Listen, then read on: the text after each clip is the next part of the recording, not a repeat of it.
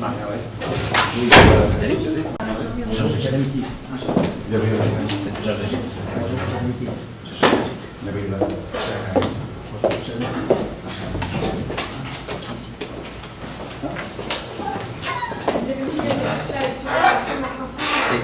En français, s'il vous plaît. Chaque équipe dispose de 20 minutes afin de présenter son cas au juge. Vous affichez un carton pour les 10, les 5 et les 2 dernières minutes et les 30 dernières secondes de la présentation. Lors des 10 dernières secondes du discours, j'indiquerai à l'aide de mes deux mains le nombre de secondes restantes. Une équipe n'ayant pas terminé sa présentation après 20 minutes sera arrêtée afin de passer à la période de questions.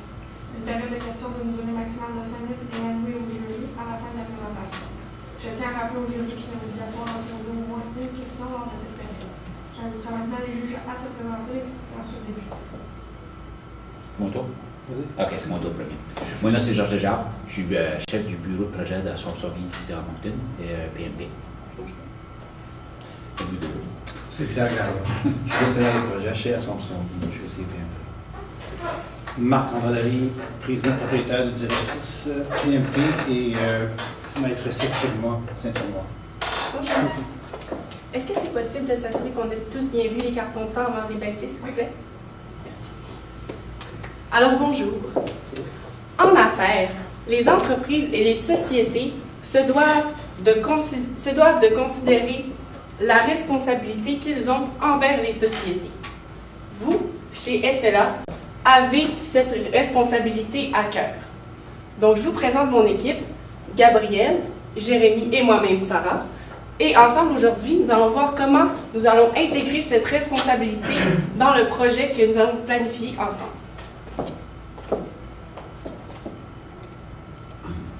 Alors, premièrement, nous allons débuter par le mandat. Donc, on va rappeler la problématique.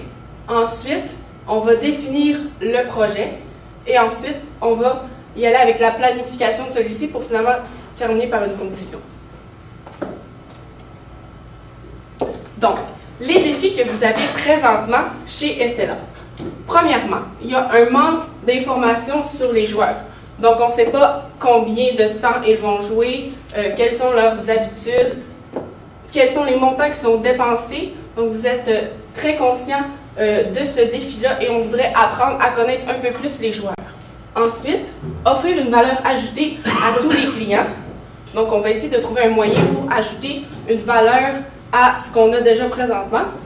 Et la participation des joueurs a diminué au cours des dernières années. Donc, on voudrait essayer d'aller chercher un petit peu plus de joueurs ou d'augmenter les jeux qui sont faits présentement. Donc, pour pallier à ces défis-là, le mandat, c'est de développer un système de fidélisation de joueurs et de planifier son lancement officiel tout en respectant la responsabilité sociale de l'Auto-Atlantique. Donc, ensemble, on va intégrer aussi au cours du projet le côté sécuritaire et responsable des jeux, parce que oui, on veut augmenter le nombre de joueurs, mais on ne veut pas que les gens deviennent addictifs. Et on va créer une expérience professionnelle, bien évidemment. Donc, le projet. Tout au long du projet, il y a des gens auxquels on doit faire très attention, les parties prenantes du projet. Premièrement, le chef du projet, l'analyste d'affaires, les deux experts en matière d'opération. On va aussi intégrer une équipe de marque pour les loteries vidéo et des entreprises tierces. Il y a une entreprise qu'on va vous parler un petit peu plus tard pour le côté confidentialité. Puis en ce moment, il y a le côté interface du programme et application. Donc ces deux entreprises-là sont très importantes à considérer, mais aussi réunion de communication. Crucial. Il faut communiquer entre nous, il faut que tout le monde soit bien informé pour que le projet aille de bon train. Je vais maintenant passer la parole à un de mes collègues. Pour ce qui est du programme de fidélisation des membres, il y a deux options qui s'offrent à nous. Soit leur offrir une carte de membre comme spécifique ou encore une connexion via la machine. La première solution, la carte de membre, on a pesé les pour et les contre des deux méthodes de connexion au programme de fidélité et on s'est convenu que la carte de membre est peut-être plus avantageuse puisqu'elle permet d'offrir plus de confidentialité aux joueurs. Par exemple, si on prend le cas de la connexion, si maintenant c'est un code à chiffres pour le joueur ou un nom de compte, c'était peut-être un joueur qui passe en arrière, qui analyse un peu ce qui est écrit à l'écran tactile, qui n'a pas de clavier sur les terminaux. Toute confidentialité est peut-être un peu moins présent. Donc on pense que la carte de membre est plus confidentielle, c'est qui viendrait plus renforcer l'image des joueurs qui ont de nous comme telle compagnie fiable. Donc on propose la carte de membre. Ensuite, la carte de membre permettrait de récompenser les joueurs tout en les responsabilisant. Elle offrirait des points de base qui seraient offerts une fois que la personne serait inscrite au programme de fidélité pour l'inciter à devenir membre du programme de fidélité. Ensuite, un autre avantage à la carte, comme il a été spécifié, sont qu'il pourrait répondre à des sondages concernant ses habitudes de jeu, concernant sa région d'où il vient, son âge, son temps moyen de jeu, qui vous permettrait de recueillir des informations qui viendraient du joueur lui-même, qui irait répondre au sondage par lui-même, sans lui forcer la main, comme il était le cas avant que le programme de fidélité rentre en jeu.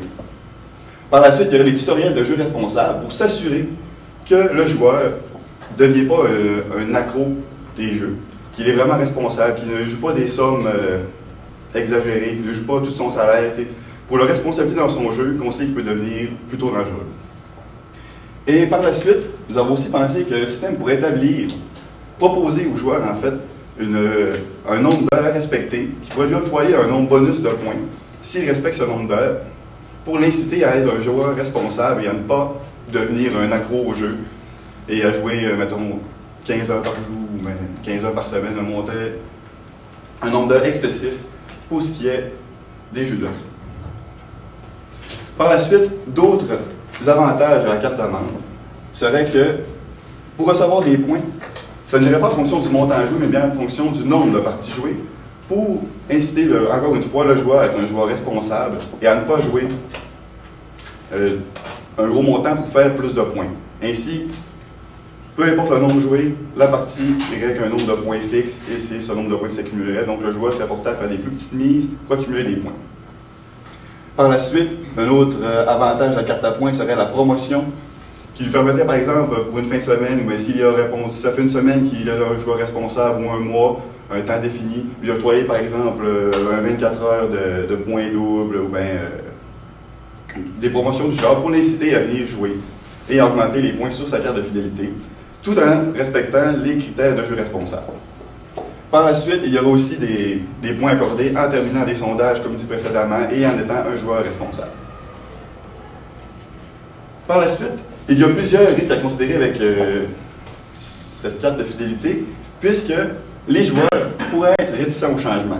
Puisque la carte de fidélité amènerait un changement dans toute l'interface du jeu, il y aurait des nouvelles pages pour son profil, un peu changer, mettons, son changement d'adresse, pour des choses du genre, ce qui pourrait amener les joueurs un peu moins expérimentés avec la technologie à avoir de la difficulté ou bien être un peu plus moins enclins à vouloir participer à ce programme de fidélité. Par la suite, il faudrait prouver la fiabilité du système aux joueurs pour que ceux-ci ne soient pas stressés de communiquer leur information avec nous, pour qu'ils soient à l'aise d'une donnée, qu'ils soient sûrs que cette information est confidentielle, qu'elle n'est pas donnée, par exemple, au propriétaire d'un endroit où l'aire de jeu se trouve, pour que ce soit vraiment confidentiel et que personne n'ait accès à ces données, sauf les personnes qui en ont vraiment besoin, qui seraient très, très, très limitées. Par la suite, il y a l'addiction au jeu qui est à prendre en considération. Il faut vraiment s'organiser pour que la carte de membre pousse les gens à jouer plus, mais bien à des joueurs responsables, ce qui est très important pour que les gens continuent à avoir une bonne vision de la compagnie et qu'ils ne deviennent pas des accros au jeu. Et finalement, il y a le triangle et des risques à considérer. Nous voyons que la qualité est à prendre en compte pour que les membres soient attirés par le produit, que ça attire des nouveaux membres et que les membres que nous avons perdus nous reviennent. Ensuite, il faudrait faire abandonner peut-être dépasser le budget ou soit notre échéancier pour être en mesure de soit minimiser les coûts ou de minimiser le temps et d'arriver dans nos échéanciers. Il faut dire que tout est possible, tout dépendamment de comment le travail va, si le projet s'exécute sans ni croche. Si tout va bien, il serait possible de répondre aux 3 critères, mais il serait plus important de se focusser sur 2 pour être en mesure d'avoir un produit de qualité qui arrive soit dans les temps, soit dans les coûts, mais qui assure quand même un produit de qualité. Je vais maintenant vous passer la parole à Jérémy pour la planification du projet. Ensuite, pour ce qui est pour la planification, c'est une étape importante afin que le projet s'effectue à bon train. Tout d'abord, établir l'échéancier afin qu'on respecte nos grands jalons, nos grands objectifs du projet. Ensuite, établir le budget, bien sûr, pour savoir combien qu'on accorde de budget pour notre main-d'œuvre, pour nos sociétés avec qui on fait affaire pour l'impartition mais le développement des API et pour notre société qu'on ferait affaire avec pour le système de confidentialité des informations. Ensuite, de base, quelque chose qui est important à faire, c'est s'assurer de la compatibilité des terminals de l'auto-vidéo. Bien sûr, là, pour l'instant, nous avons trois types de terminals qui sont dans les divers établissements. Alors, il faut s'assurer que la mise à jour du système central, bien sûr, mais de ces terminaux peuvent accueillir cette mise à jour qui en ont la capacité physique et informatique de pouvoir accepter ces nouvelles mises à jour et ce nouveau système de fidélisation des joueurs. Ensuite, il est important la recherche d'entreprises tierces pour la confidentialité des informations. C'est une recherche importante, puis comme une des valeurs de l'entreprise, c'est que les joueurs soient en confiance lorsqu'ils s'occupent de jouer, lorsqu'ils jouent à vos machines. Ils veulent sentir que leur information, il n'y a pas de possibilité pas de vol, mais de vol par exemple. Ils veulent être sûrs que leur information va rester confidentielle et que la sécurité est à 100%. Donc, cette recherche est très importante. Il faut avoir une entreprise qui a une certaine notoriété, que dans le fond, les joueurs vont pouvoir être certains qu'ils ont fait affaire avec cette entreprise-là, qu'on sait qu'ils font affaire, par exemple, avec Desjardins. Desjardins, on sait que c'est sûr, donc avoir cette notoriété-là avec cette entreprise-là, ça pourrait être bien. Ensuite, bien évidemment, avertir les établissements des futures mises à jour, maintenance qu'il va y avoir avec les nouveaux terminaux. Donc, c'est sûr que les mises à jour, l'établissement de ce nouveau projet, ça ne se fait pas en claquant des doigts, ça prend du temps, ça prend les mises à jour, les maintenances des terminaux. Donc, on peut s'attendre que les systèmes peuvent être en maintenance une journée ou deux, dépendamment de comment on effectue cette maintenance. C'est sûr qu'y aller avec une certaine logique, disons, ces machines-là sont plus fonctionnelles en soirée, en après-midi, peut-être s'occuper de faire les maintenances, peut-être plus en matinée, c'est dépendamment si les maintenances, on peut les départir en certains jalons, si on peut dire. Ensuite, la mise à jour du système central et des TLV, c'est une des grandes étapes, c'est soit mettre à jour, implanter toutes les API, les GUI, si je ne me trompe pas, pour que tout le système soit en mesure de répondre à la demande d'implanter le nouveau système de fidélisation. Ensuite, une autre étape qui est assez importante, c'est la promotion du nouveau système. C'est important parce que, oui, les joueurs actuels, ils vont aller jouer, puis OK, il y a un nouveau système, on peut l'essayer, un nouveau système de fidélisation, des points. Par contre, si on veut aller chercher d'autres personnes, si on veut lui démontrer, c'est quoi vraiment le nouveau système, c'est-tu sûr, c'est-tu vraiment confidentiel encore si on va dans cette lignée. Donc, c'est important de faire une bonne publicité, encore avec l'équipe de marketing, par exemple. C'est important de vraiment décrire tous les avantages qu'on peut avoir avec ce système-là, toute la sécurité que le fait que les joueurs, lorsqu'ils vont fournir leurs informations, non adressent les informations de base, bien ces informations vont être confidentielles. Et ensuite, planifier les tests. C'est sûr que en informatique, c'est toujours quelque chose de capricieux. Donc, c'est important de faire des tests à chacune des étapes, faire des tests avec nos sociétés qu'on va faire l'impartition, soit pour l'API, soit pour notre système de confidentialité.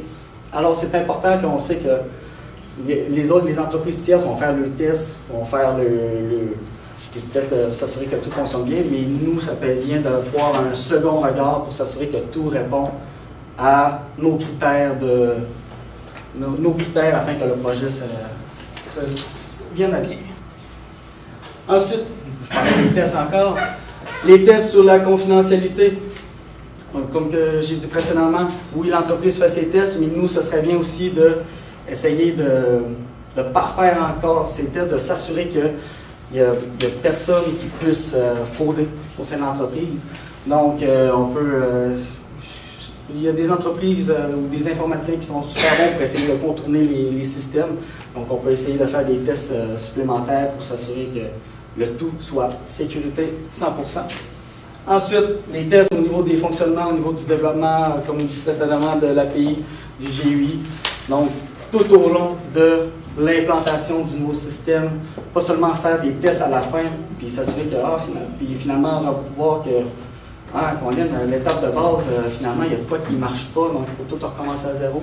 C'est important de faire des tests tout au long de l'implantation du nouveau système. Ensuite, les tests sur chaque modèle des terminaux, c'est quelque chose d'important aussi parce qu'il y a peut-être un des types de terminaux qui va mieux répondre à la mise à jour de ce nouveau système. Par contre, peut-être un plus vieux terminal qui pourrait moins bien répondre. Alors, c'est important de s'assurer que chacun des terminaux, chacun des types, soit en mesure de bien livrer le projet, le système de fidélisation des joueurs. Puis, une autre affaire qui est importante, c'est de s'assurer que l'achalandage de toutes les machines, de tout le nouveau système, si il s'avère que les 7000 terminaux travaillent en même temps, qu'il y a des joueurs sur chacun des terminaux, s'assurer que le système ne plante pas. Il faut s'assurer que le système soit capable de pallier à cet achalandage. Ensuite, voici un léger esquisse du budget. Nous avions certains montants pour chacune des phases du projet, qu'on avait pour un total de 1 750 000 $. Bien sûr, là, pour l'instant, par rapport à combien coûte la main-d'œuvre, l'impartition avec nos deux entreprises tierces, c'est difficile à déterminer. Ce sera à faire des soumissions qu'on pourrait pouvoir faire un plus grand éventail, un plus grand détail de ce budget. Mais il faut toujours prendre en compte que pour chacune des étapes, c'est bien de vouloir respecter le budget présent. Ensuite, pour ce qui est de l'échéancier, là, pour l'instant, nous sommes début janvier. Le développement et la création devraient se débuter en janvier et terminer en septembre cette année même. Ensuite, pour ce qui est des tests, la mise en œuvre, introduire le produit graduellement sur le terrain, soit faire un peu des projets pilotes, si on pourrait dire. Bien, on pourrait s'occuper de ça de septembre à avril 2018. Et d'avril 2018 à septembre 2018, bien, on pourrait faire en sorte de vraiment, OK, le marché, ça a marché, l'implantation graduellement est faite, c'est beau, on starte le projet. Puis en septembre 2018, tous nos terminaux sont mis à jour, le tout fonctionne bien, les tests sont faits, on sait que ça ne plantera pas dans un sens le système si tout le monde le joue en même temps. Alors, ce serait en septembre 2018 que le tout serait terminé. Je vais maintenant passer la parole à Sam. Donc, faisons ensemble un léger rappel du mandat. Développer un système de fidélisation, de joueurs et planifier son lancement officiel tout en respectant la responsabilité sociale de l'Auto-Atlantique. Donc, ensemble aujourd'hui, on a vu qu'est-ce qu'il fallait planifier pour arriver à ce lancement-là et comment le planifier. Maintenant, il reste à le réaliser. Les défis, donc, comment pallier aux défis. On a vu comment ce système va pouvoir résoudre les problèmes du manque d'informations sur les joueurs, donc le temps de jeu d'un joueur spécifique ou le montant dépensé en une session. Ensuite, le prochain défi qui va être relevé, ça va pouvoir offrir une valeur ajoutée à tous ses clients. Et ensuite, ce système va pouvoir faire en sorte que la participation des joueurs va augmenter au cours des prochains mois. Je vous remercie beaucoup.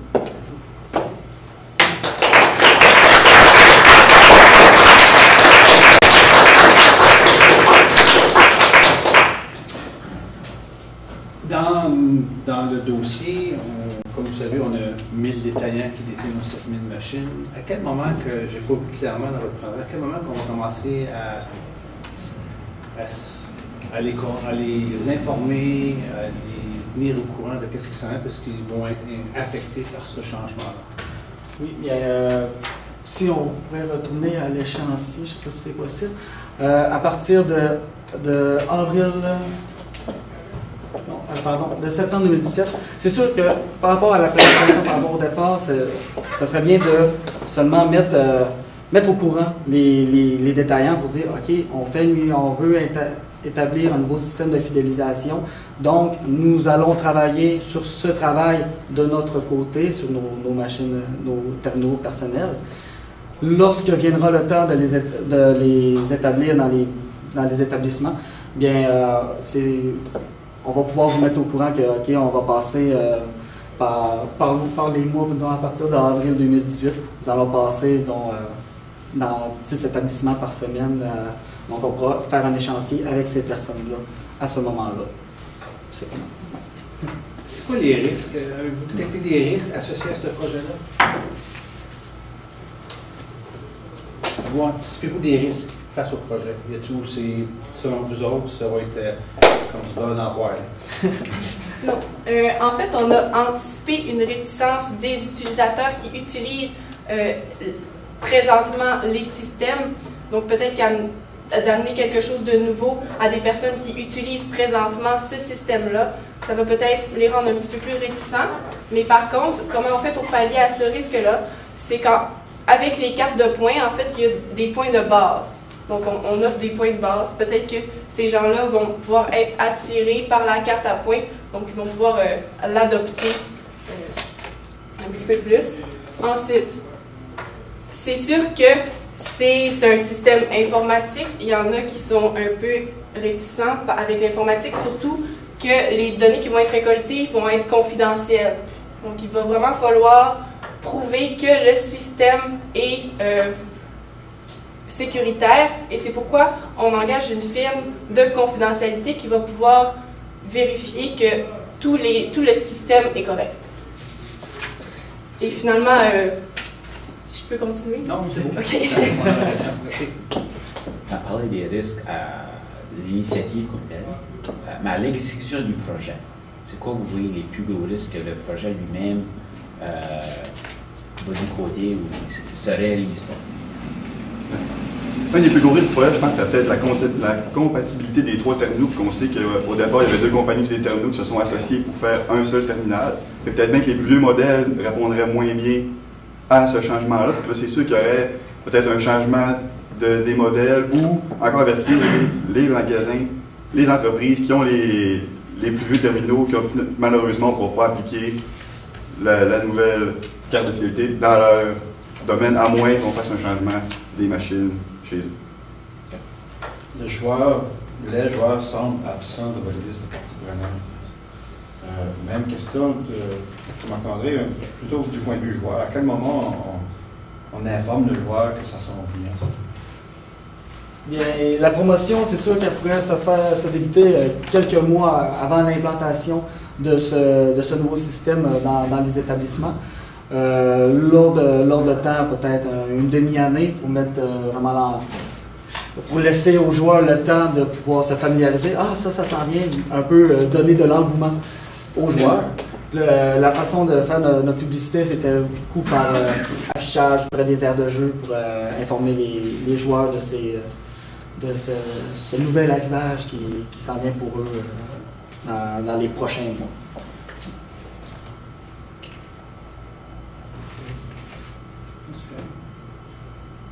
Ça ferait fort à livre qu'on finit pas là.